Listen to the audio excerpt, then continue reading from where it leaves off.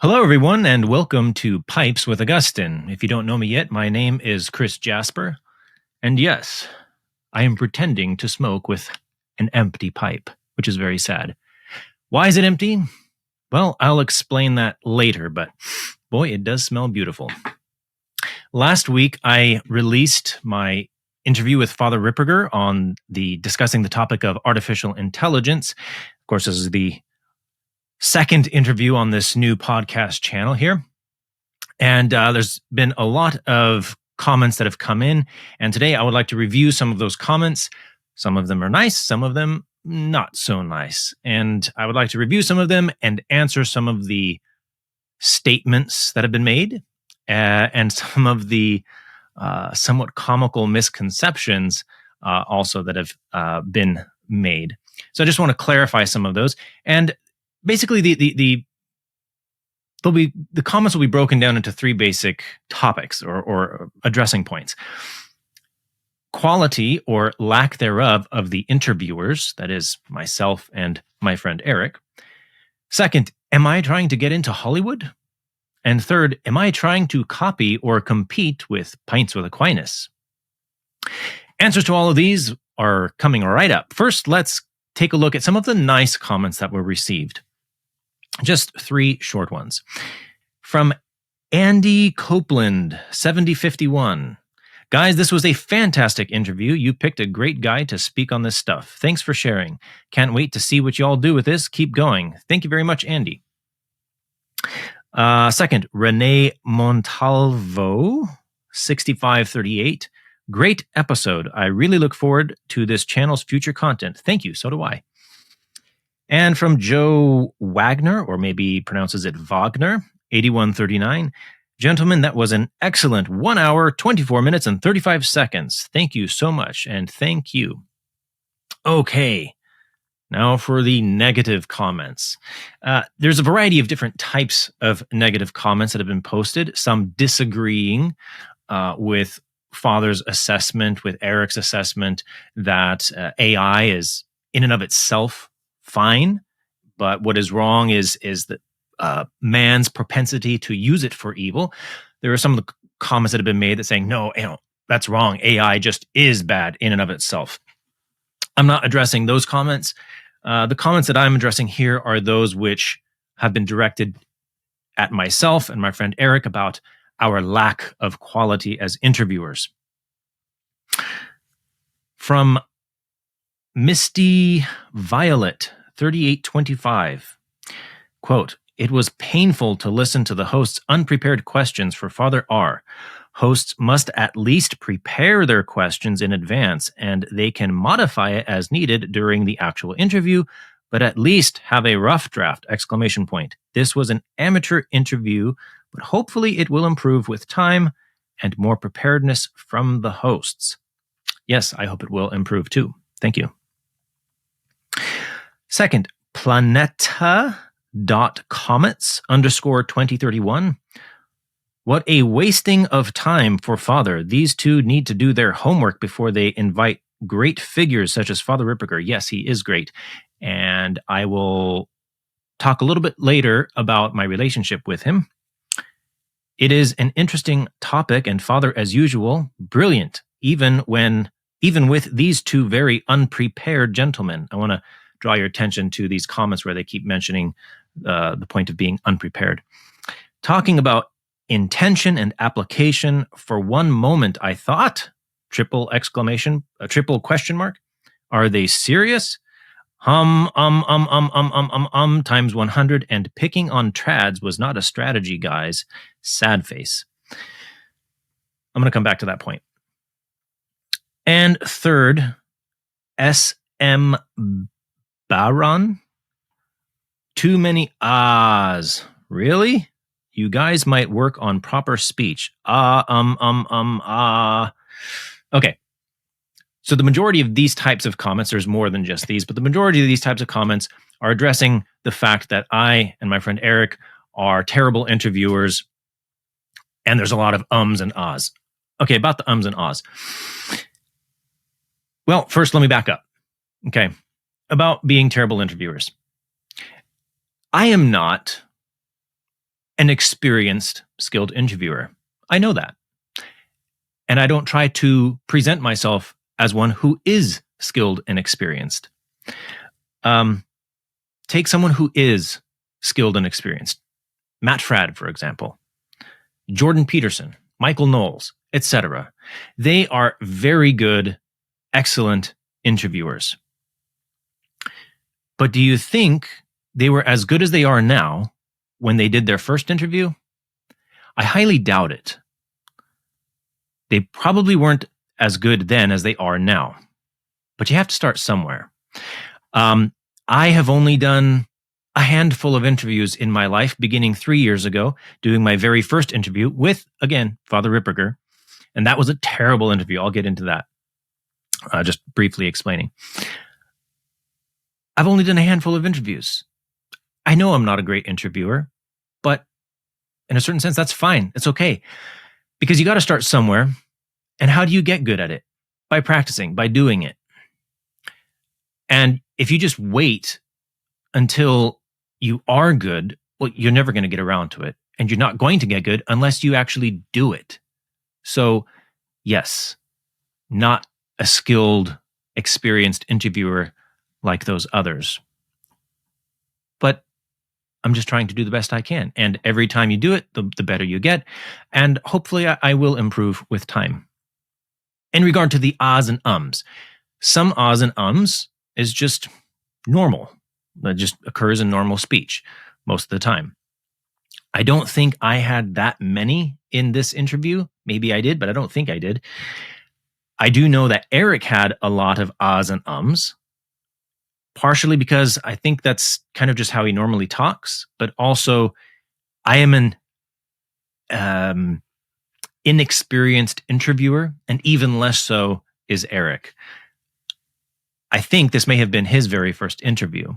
So, yeah, he kind of talks like that already, I think. And then, see, I just did, and then on top of it, doing your very first interview, there's, nervousness and whatnot, to be expected. Yeah, it's not that pleasant to listen to, but, that's what it is.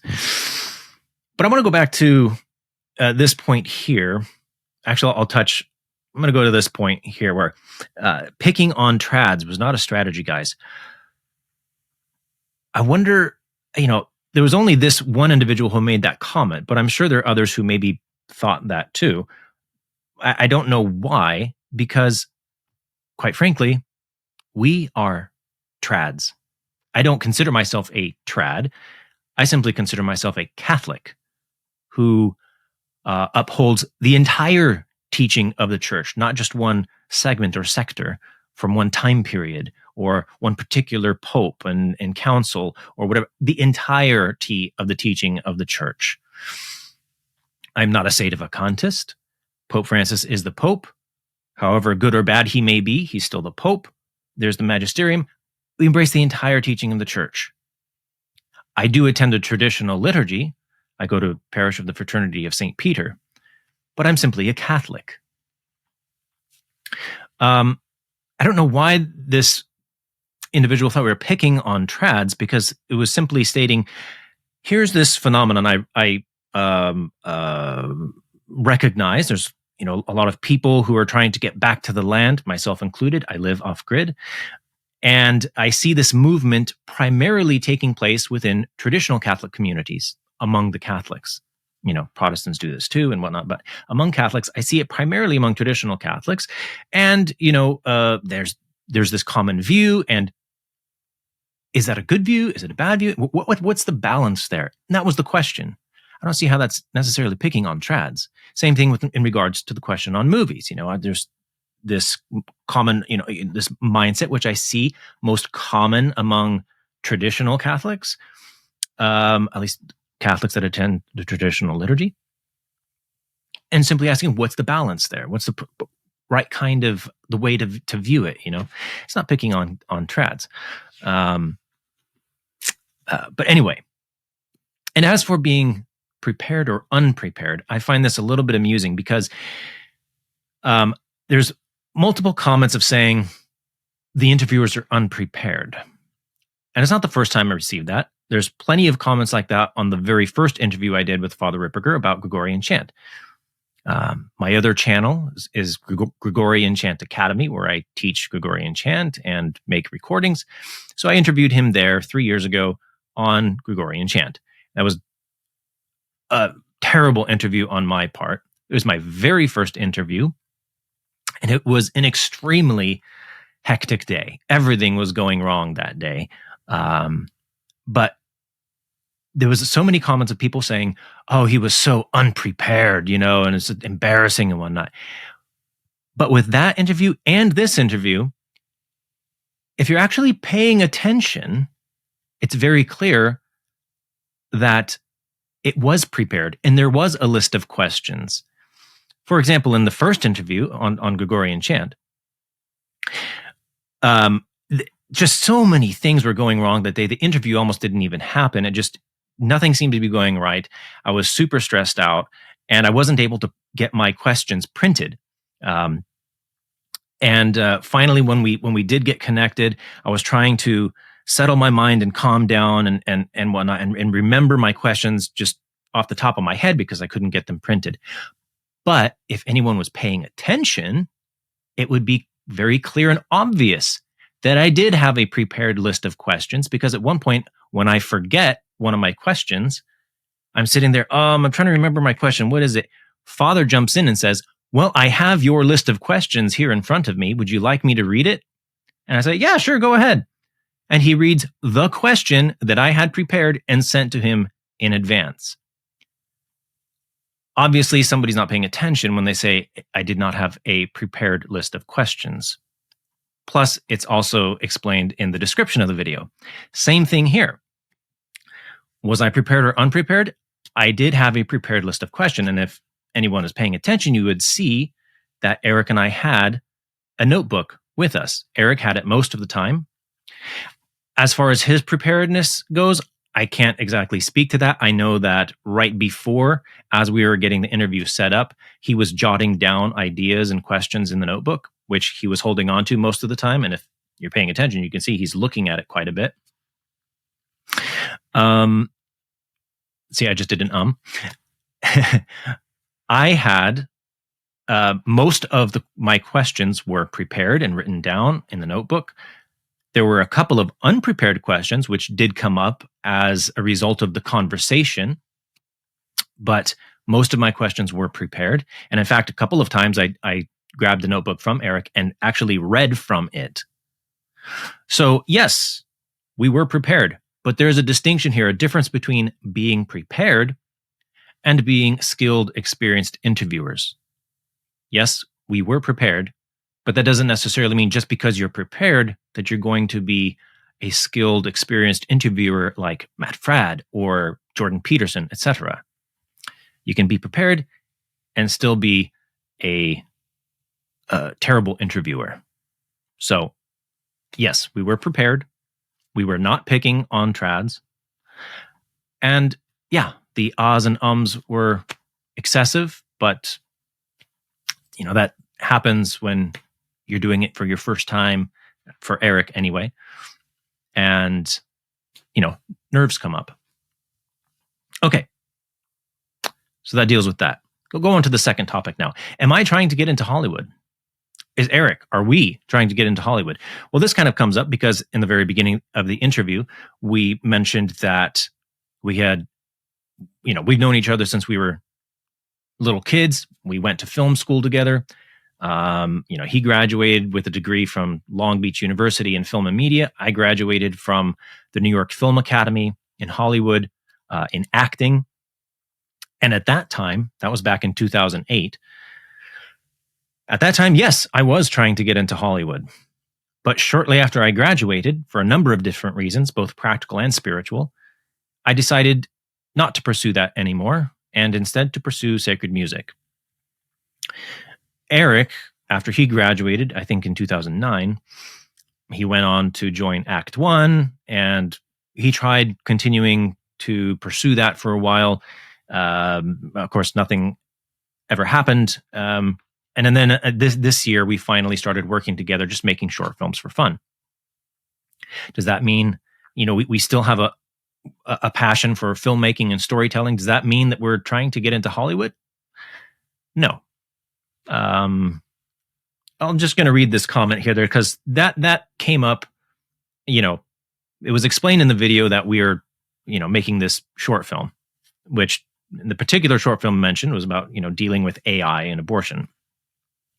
But then there was this comment made by Fun Soul 8. Quote, Father Ripperger is an expert in exorcism and the doctrine of the Catholic Church. But these guys should have interviewed someone they knew about, not just someone that's famous because they're trying to get into Hollywood. I find that hilarious. Obviously, Mr. Fun Soul 8, or maybe it's a woman, I don't know. Fun Soul 8 didn't read the slightest bit of the description of the video, because had this person read just the very first part of the description, they would know, what's it say? My personal friend of 10 years, priest, exorcist, philosopher, theologian, Father Chad Ripperger. If you had read that much of the description, that alone you would know this isn't just someone famous that I'm reaching out to get. He's a personal friend. And actually, to be accurate, of 11 years now. I've known Father personally for 11 years now. He used to be the pastor of our parish here in Coeur d'Alene, Idaho.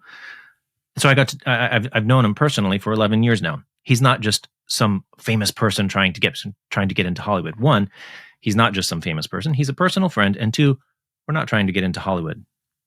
Would we like to see this short film that we have made? Would we like the feature length version? Would we like this to turn into a feature length film? Yes, we would love that. But it's not going to happen by Hollywood. The way it might happen is if we send it to Angel Studios and it raises sufficient funding, then it could be turned into a feature length film. Does that mean that we will be making it? Probably not. I mean, Eric, maybe he might direct it. Maybe turn it over to somebody else, some professional studios. But no, not trying to get into Hollywood. That doesn't mean we can't still have a passion for filmmaking and enjoy the process. Okay, and last but not least, am I trying to copy or compete with Pints with Aquinas? And why am I not smoking a pipe? Okay, 2 comments here. David Smietansky, 6035. Don't like the name. Stand on your own and work for your subscribers. Okay. Let's see, Tradlight. Couple of suggestions. Change the name or smoke pipes. But Matt Fradd already smokes pipes more than he drinks on his show. But you'll always be compared to Pints with Aquinas if you don't change the name.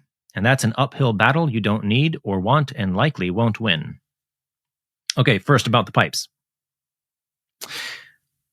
Why, with the channel called Pipes with Augustine, am I not smoking a pipe?